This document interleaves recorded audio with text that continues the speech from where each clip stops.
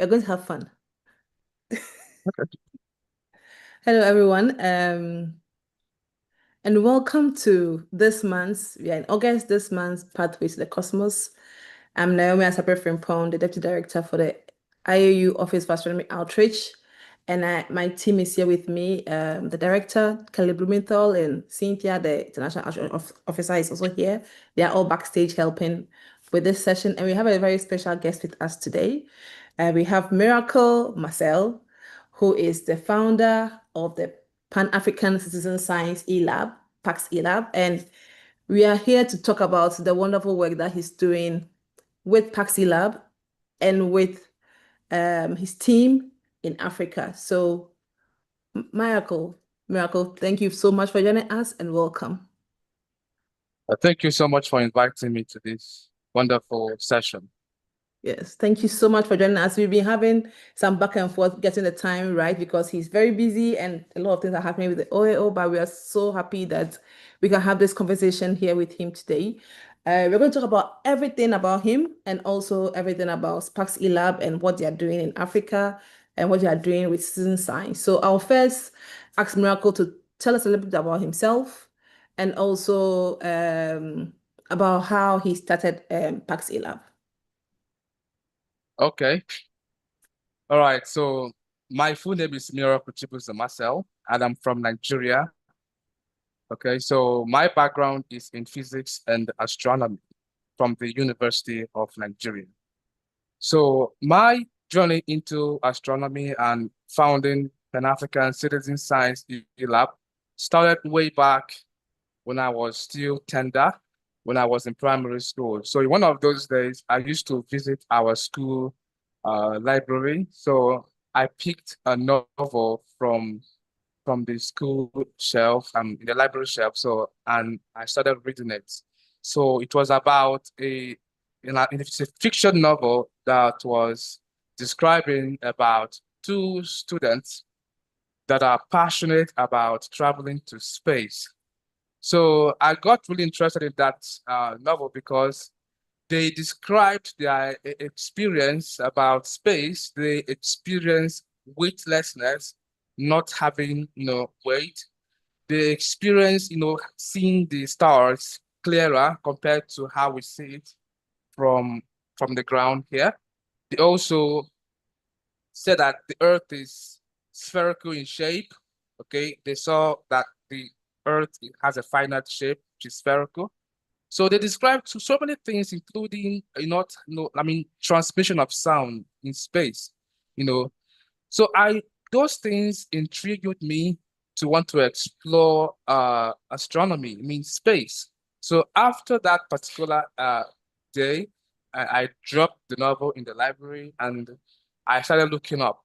That was my first moment of looking up. Every night I look up to the stars. So so I started also getting interested in watching sci-fi movies, all those scientific space cartoons. So that was how my interest in astronomy grew. Although it was just, at a very small level. So I decided I'm going to study astronomy in the university. That was my first time. The first period I said I was going to study it in the university. I told my parents about it, although they tried to discourage me, trying to tell me that it's not possible to study it in Nigeria or in Africa because we do not have the equipment to study it. So they encouraged me to study engineering.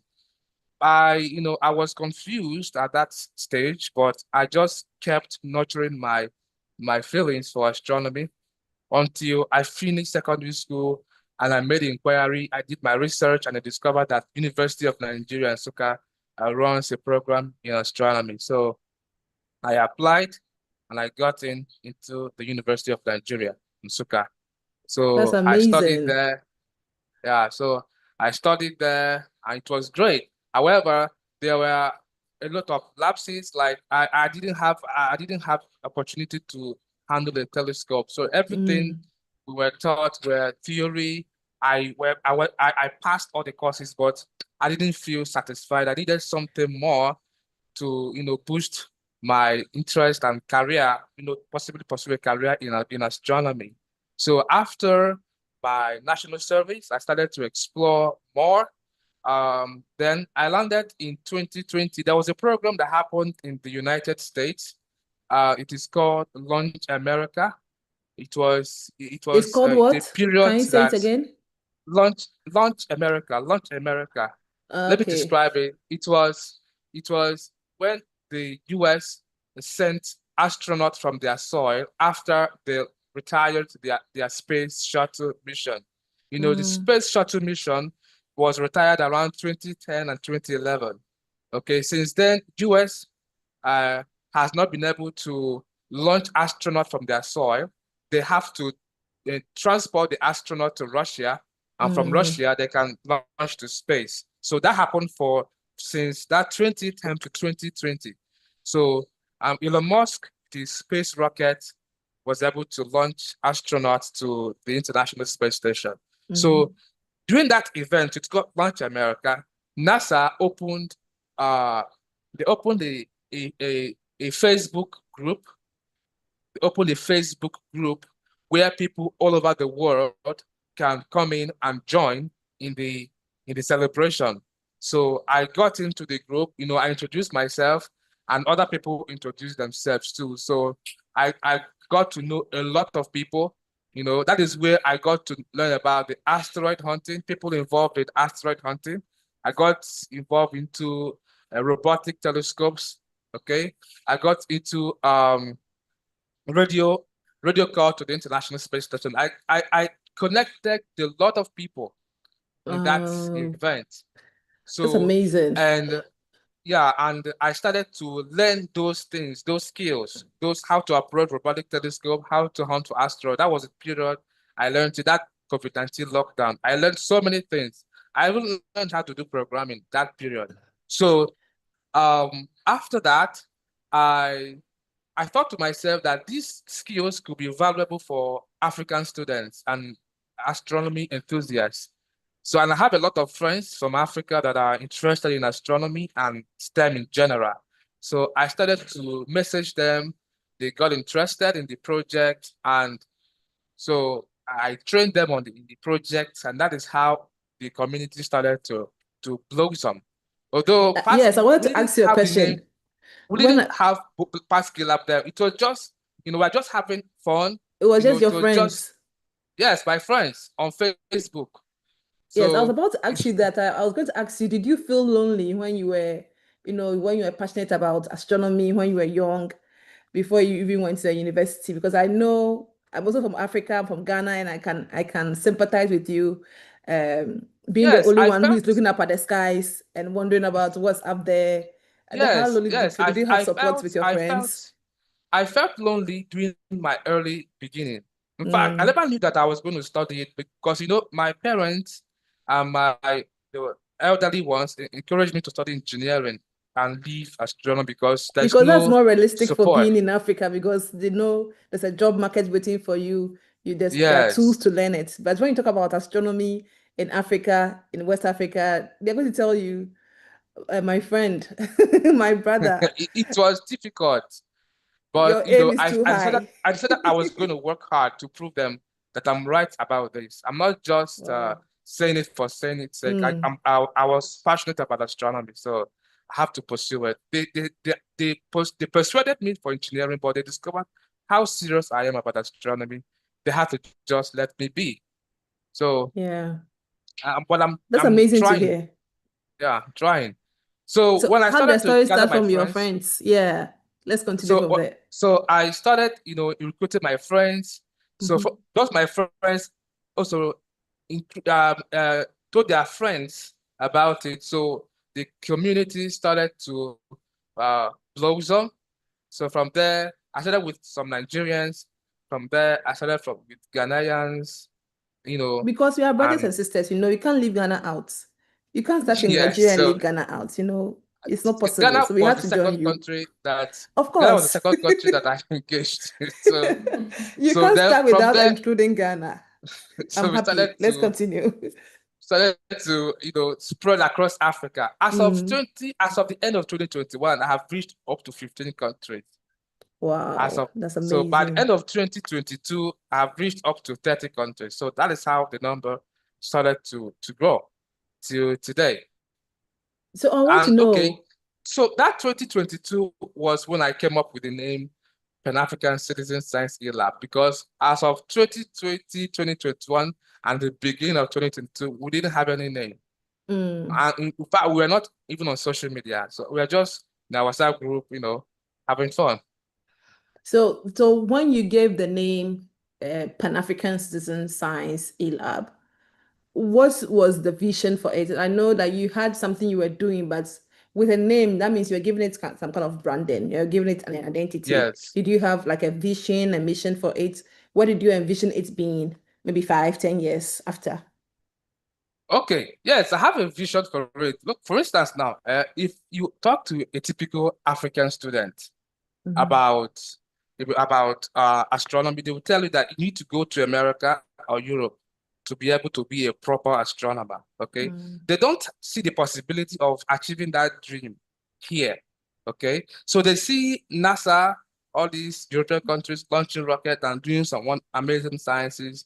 They'll be like, if you don't go there, cannot be a You do proper it in your astronomer. in your country in Africa, But you in won't get reality, not anywhere. everybody will migrate to America and Europe. Okay, Mm. not Yeah. everybody is going to have the opportunity to migrate to America and Europe. So the vision of Basque Lab is to bring those projects, those Mm. beautiful and wonderful projects, to their doorsteps. That is why our slogan is bringing the stars to your doorsteps. So Mm. those amazing projects that they watch on television, they can have it right in front of their homes or schools or offices. So these are our vision, to bring the stars to bring stars, practical astronomy to Africa.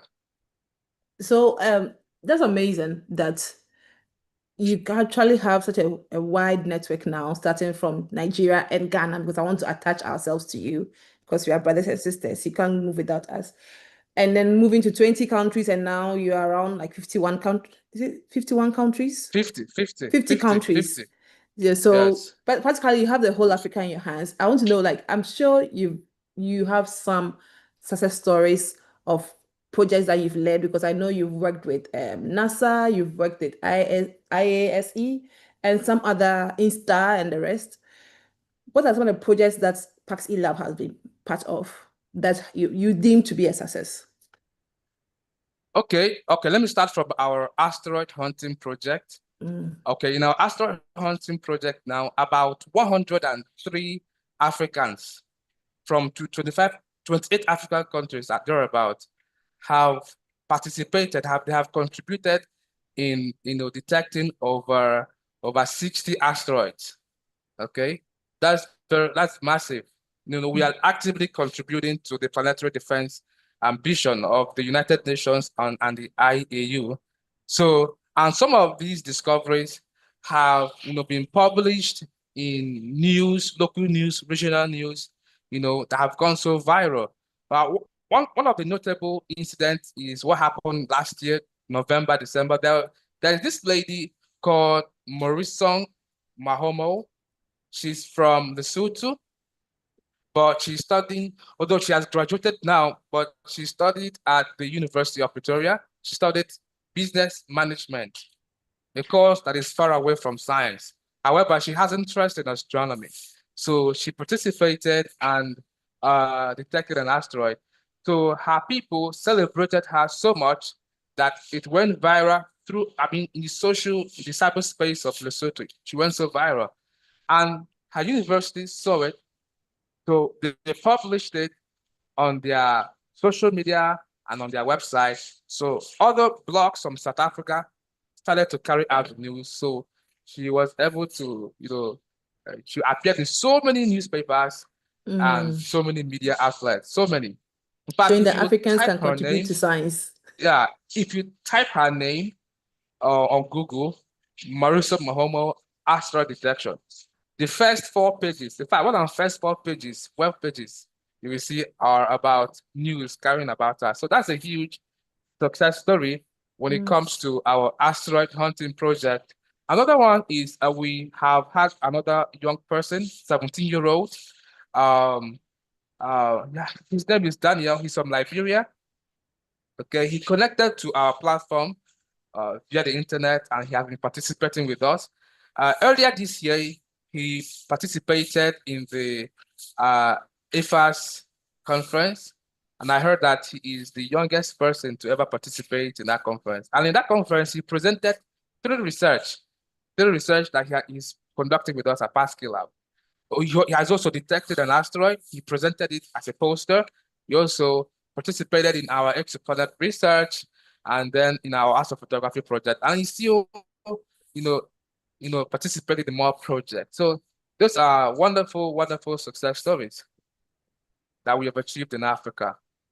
So I want to know, like, these are very nice success stories, and I'm happy that we have people in Africa who are not even in science, actually contributing to science research. That shows how powerful citizen science is. And if people Yeah. who are young people who we think may not even be interested are actually being showcased and attending international conferences to talk about what they know. And that's a real something I think I recommend you for, and for Pax Elab, for bringing the stars to their doorstep. But I want to know, like, how do you get in touch with all these people? Like, with your network, how do you get the students involved? How do you get people involved? How do you connect to them? How do you bring new people on board? Okay. How I do it is through social media. Okay. So how I do it, for instance, okay, let me say I want to get some people from Madagascar. I'll go on social media, Facebook or LinkedIn. I will type astronomy in Madagascar. Okay, I will see a lot of people involved in astronomy, maybe an astronomy group. Okay, I will follow their page and I will message them. Okay, I'll tell them about, introduce myself and tell them about the project. They get interested. Then we schedule a Zoom meeting so that they can see me and I can introduce myself properly. I describe the project very well to them. Then another time we schedule training. So I train them. So that is how the number started to grow. Then that is majority. For the majority, that is how I got majority. But so for others, I mean, a little group that I got them from referrals. Some of the people that I'm working with already referred me to their friends from other countries to get them involved in astronomy. So this is how I was able to do it in the first 3 years. So, but nowadays, our platform has become popular. I no longer reach out like that, although I still want to do that, okay? But people come to us now. They connect to our platform because our name has become popular. The name of our platform has become popular. So that's it. So apart from the asteroid, the hunt for asteroids, are there any other projects that you've been involved in? The Yes, Paxi Lab. Yeah. yes. We have currently we have Mm. exoplanet observation and photometry. So in that project, we help to update the ephemerides of exoplanets, okay? Because this exoplanet, you know, uh, when they were observed initially, after some days, their orbital ephemerides become stale, so they need to be updated constantly, okay? So we observe them using our robotic telescopes, and we use softwares like exotic software to derive their light curve and to contribute to the updating of their ephemerides. It's actually a NASA project. Yes, I was So about to ask then, that. Which collaborator are you collaborating with for yeah, this it's project? NASA Exoplanet Watch. It's a NASA Mm. project. Then recently we have discovered that we can write papers about the exercise. So currently we are in that now. We are writing papers on the endeavors on how to report our work of an Mm. exoplanet in a research paper. Although we have completed one, we are working on the second. Then another project we have involved in is astrophotography. We use our robotic telescope access to, take images of deep objects like galaxies, nebulae, star clusters in the red, blue, green filters. So when we take these images, we teach them on how to combine them with software to produce colorful visuals. So these are one of the projects that we do then. We are also involved in double star research. Double stars are stars that are gravitationally bound to one another, but over a long period of time, their position angle and separation increases. So, and it is a project of the U.S. Naval. It's a U.S. military project, but they allow students to update the position angle and separation of these binary systems. So, and in that process, we also use Gaia data to check if they are actually binaries, because some stars appear to be binaries, but in the real sense, they are not. So with some data from Gaia, we can verify if they are binary or just physical double, just chart alignment. So we have more projects coming up. However, before we will launch those one, we want our astrophotography project, our exoplanet project, and the double stars to spread before we introduce new ones. You want to make sure that your team are working on all of those projects and make sure that they are Yes, well covered with the just like our softwares. asteroid search is now robust. It has spread across Africa. We want our other project to also spread like that.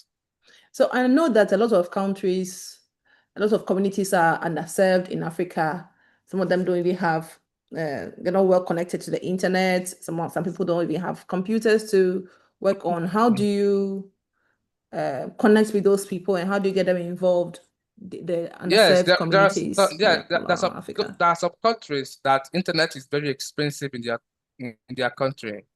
Okay, expensive, but they are the ones that I'm working with are maybe probably university students. So in the university, they have access to the internet. They have access to the In their internet, but if they the leave, university if provides they this leave their school internet. for holiday, they can't connect to us. So they only participate when they are in school. On campus. Okay, so yes, on campus. So, but even upon that, some of their internet is very weak. So what I do is that all our projects have recorded videos.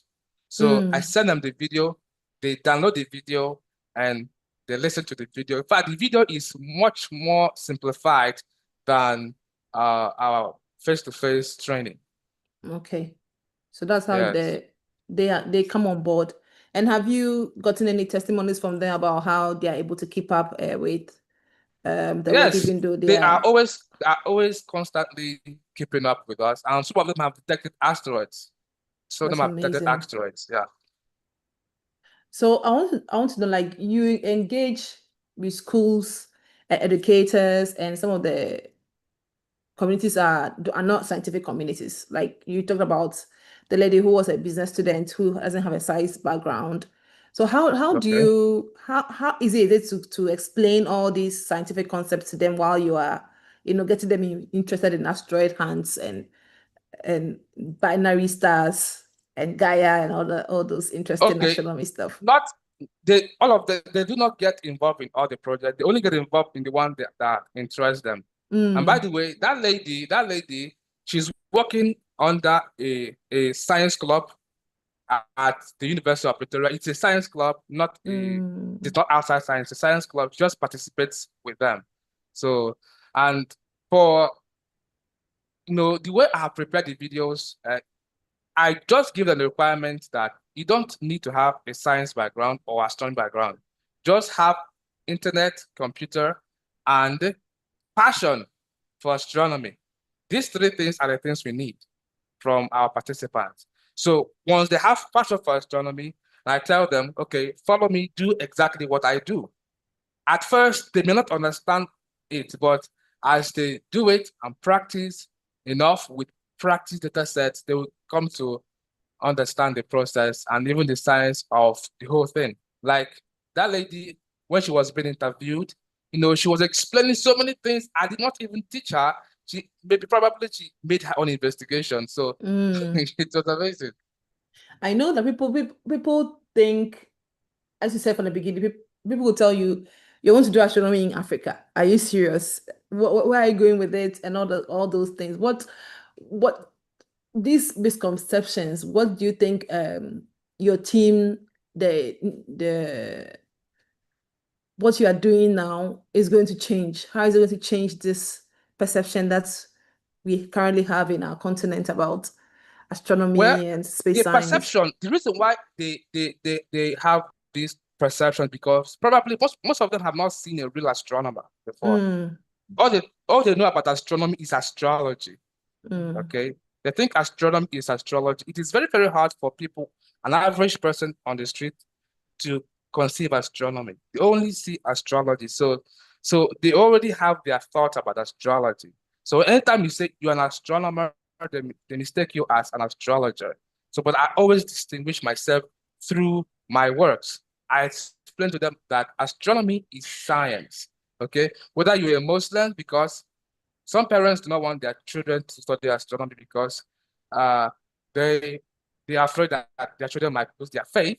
So I don't go into that boundary. I don't do that. Okay. And so whether you are Muslim, Christian, or traditional practitioner, astronomy is for you. And then we take them through practicals. What we do is practical. We don't say it, we do it.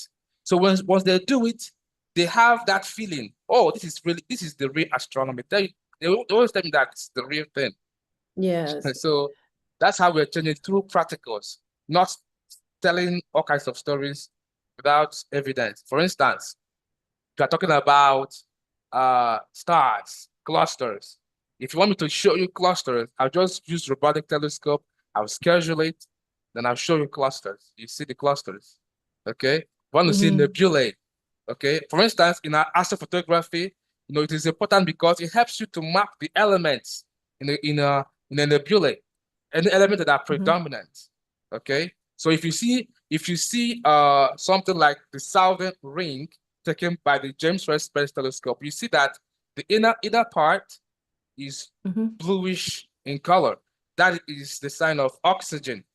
Okay, so if you start relating these things with what we have here, the things we experience, and so it means they'll be like, so you mean the oxygen we breathe is there? I say yes, oxygen we breathe is there. So the whole universe is made up of these elements in the periodic table. So begin to relate it to something they can understand. So they'll say, yeah, Mm. this is making a lot of sense. And many of them want to study astronomy.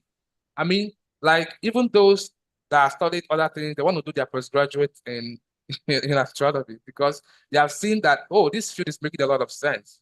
So it doesn't really stop at theory and just head knowledge. There's a lot of practicals involved and required. Yeah.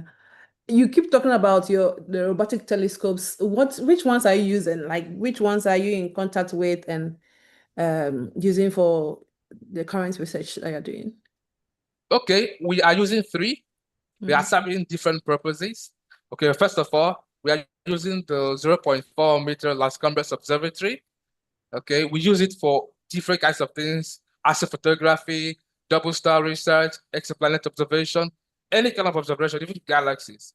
We use it for so many things. And how we got it is by writing a proposal every year around, I think around July or June. LCO, the open application for educational institutions from developing countries to apply. So we applied for it in 2023. An application was accepted. Since then, we have been with the LCO. So then we have the SLU telescope. We use it for um monitoring eclipses, eclipses, you Yeah. know, doing The solar eclipses, they eclipses usually, or all of them, like both lunar all of and them, solar. whether solar Okay. or lunar, so during eclipses, they have a mobile telescope. They move to the path of the eclipse. So Mm, those of us in our different locations, we use the account to observe, to take pictures. You can be taking pictures from your account. mm. Okay. So we use it for that. So even if the eclipse is happening in the US or in South America, we'll be right here in Africa observing it. And when you tell people this, they don't believe you. So, but that is just science and technology. Then we use the micro observatory.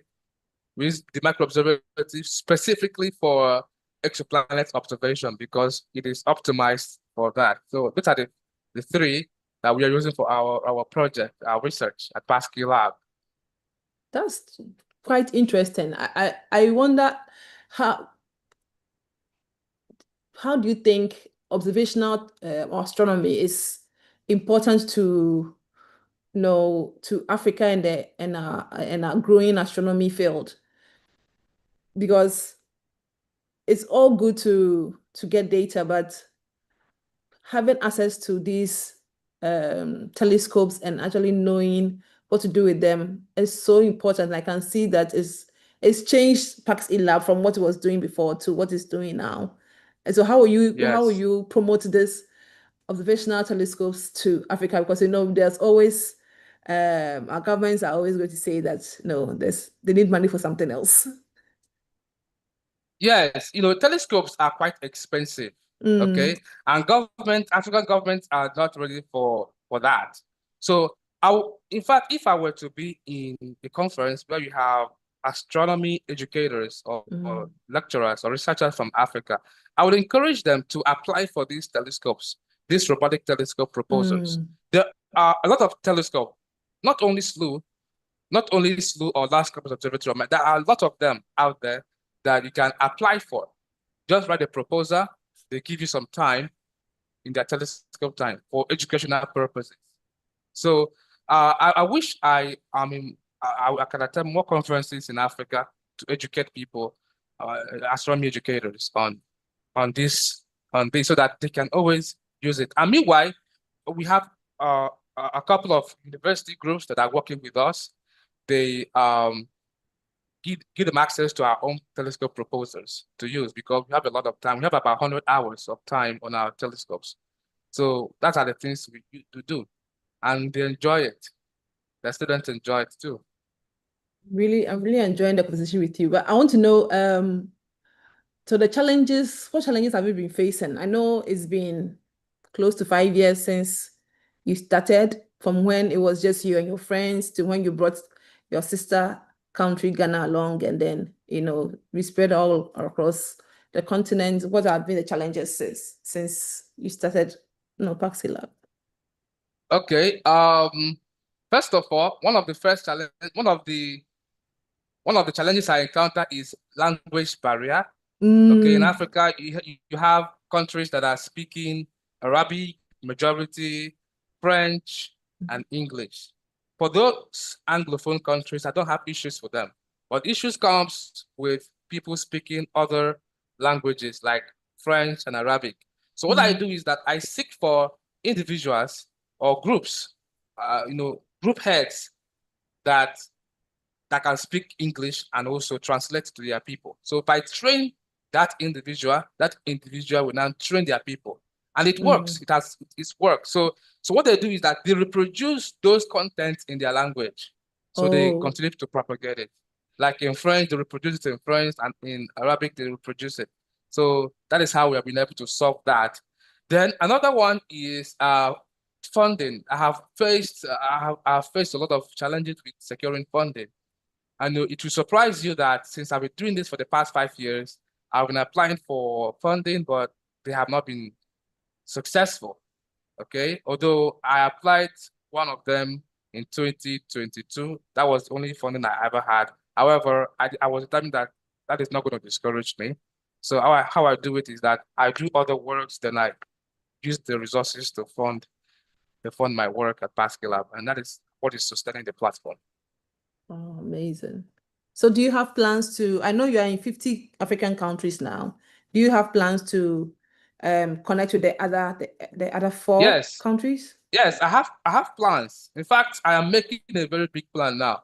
The physics without borders. There's a group called Physics Without Borders. Mm, Uh, they are mostly into quantum mechanics stuff, but I want to collaborate with them because they have access to more universities. They mostly work with the universities across Africa. They have more connections. So I want to collaborate with them to reach out more. And another problem with some of these countries is that, like a country like Eritrea, I have connected with one of their laboratories, national laboratories in Eritrea. They told me that their government does not allow uh, them to interact with outsiders. So it's a big problem. But I'm working hard to cover 54. In fact, I'm so surprised I've not reached 54, but I'm working hard to cover the whole 54. And then we're going to continue to expand internally in those countries, like working with different institutions across those countries, because I have a vision to reach tens of thousands of people by 2030. So I just want to implant groups in individual countries and then begin to expand in each of the countries. Is there plans to make it not Pan-African, but like move outside of Africa to surrounding regions or Well, continents? it depends on resources. It depends on Yes. resources. But for a very long time, Africa has never had anybody, like Pascal, any platform like Pascal, uplifting astronomy here. So I really want to focus all my energy in Africa. Okay. Although I welcome collaborators from outside Africa. Okay. So, like Middle East. Okay. We welcome them. We don't discriminate. We don't say, go, you're not African. No, we welcome them. They are part of us. But Africa is the dominating country. So if they want to incorporate our project, schedule meetings, we write, sign a memorandum of understanding. So, but I don't spend my energy connecting to outside Africa, because Africa needs a lot of attention in astronomy, a lot. So that means In that fact, if a even from school now to the next 50 years, Africa needs a lot of attention. yeah, we need our attention. Thank you for giving us the attention. But I want to know if, so imagine that there's a school teacher in somewhere, a country that's like sees this interview and I was like, oh, that's amazing. Africa is doing so much. I have this small group of students, or I have maybe not okay, my own children are like 15, 14, 12, and I wanted to get them involved. Let me contact Miracle and see whether I can form a group in my small community with my children as they're starting. Are you welcome to getting them on board as Yes, a group? yes, we welcome them. We welcome them. In fact, as I'm speaking to you, we have Ukrainian students. Ukraine, they are facing war with Russia. We have Ukrainian students in our group, okay, That's because for long, amazing. their educational system have been affected. We also have students from Palestine in our group currently. Yeah, and some other countries, Jordan, those other Middle East countries. We have groups. And doing our ARIS project, we got astronauts on the ISS on April. Welcome people from different countries outside Africa, different countries. So we welcome everybody. But what I'm saying is that I don't spend my energy, my resources reaching out to those people. They just come to us. And they are So welcome. yeah, they are welcome. Yes. I'm happy that Africa, you've been able to reach at least most of Africa. I look forward to you reaching more the other four, so that the whole continent will be involved in citizen science. I know citizen science is like one of the ways to promote science and engineering and mathematics, and technology, and astronomy is one of the most inspiring sciences that I know. Yes, It causes exactly. people to think a lot, it causes people to wonder, to be amazed. And when they start thinking, then they start thinking about other areas of science. They start thinking about what they can change about the universe, what they can change about Earth, whether it's global warming, whether it's light pollution. Because now you can't even, your streets, you can't even look at the stars and see even two stars, because the lights are all like blurring in your eyes. I'm so happy about what you're doing, and we are very happy here at OO to have a chat with you and listen to more about Paxi Lab and how you started. I think you are doing amazing work. And I don't know whether you have any final things to say about Paxi Lab, or your future plans, and anything else you want to say to the people in Africa. about bringing them on board to make Paxi Lab more successful. All right. So about our let's look, we call it short-term goal. In our short-term goal, we are going to be incorporating very soon. We are going to be incorporating more projects, more citizen science projects, and more entry-level research projects. So very soon. And then also our long-term vision is to reach tens of thousands of Currently, people how in many people Africa. are in So your team? How many people do you have in your? I okay, remember you just saying 1,000. One group alone in Egypt is over 1,000. Oh, Okay. amazing. So if you gather all the numbers, I think we should be up to 5,000 by now. Okay. Okay. So, but I want to really scale it because I want us to be as active as India and Brazil. You know, those countries, those developing countries have a lot of population that are versed in astronomical things, like the things we do. We want to compete with those population. We want more young people to have access to our project. So if you're listening to me and you want to get involved with Pascal Lab, reach out to me. We're going to get you involved. So where can they find Paxi Lab to connect? Like you have a website, you have a Facebook, yeah. Okay, our website www.paskilab.space www.pacs then elab.space. So there you will see registration. To register, we're going to message you to get you into our group. I remember you saying you have a Facebook group. And social media, we have social media. You can see us on Pascal Lab, although you can see the links through our website. We are on social media, we are on Facebook. All of them are Pan-African Citizen Science in Laboratory. We are also on Twitter, X, we are on Instagram, and also on LinkedIn. Those 4 spaces. Good. Thank you so much, Miracle, for joining us and telling us all about Paxi Lab and the wonderful work you're doing in Africa. I'll say congratulations for the past 5 years, I think. And I think last year I heard your name so much from the General Assembly, the IAU General Assembly in South Africa to wow. I saw somebody presenting something in AAS in the US. I think I saw you presenting a AAS in the US earlier this year. Was it this year or last year? I presented a lot. I presented in US, but that was on radio, a radio call with astronauts. Yeah. So I've been hearing Paxi Lab for a while. It's a radio program. It's not astronomy, but it's kind of like satellite communication. I presented our IRIS project there in the US. So it's good to hear Africa's name going all around the world and the wonderful work you're doing. Thank you so much for the hard work you're doing, and we hope to see more from you and to hear more from you and your team. Thank you for joining us, and I'm sure we'll have a chance to talk again or to meet at a conference, and we'll have more conversations to have. For those who have joined us online and those who will be watching later because it's on YouTube, please watch the video and share with people, promote Paxi Lab if you're in Africa, and get everyone involved. Thank you for joining us, Miracle, and we'll talk again soon. Yeah, thank you so much for this opportunity and publicity. I appreciate it.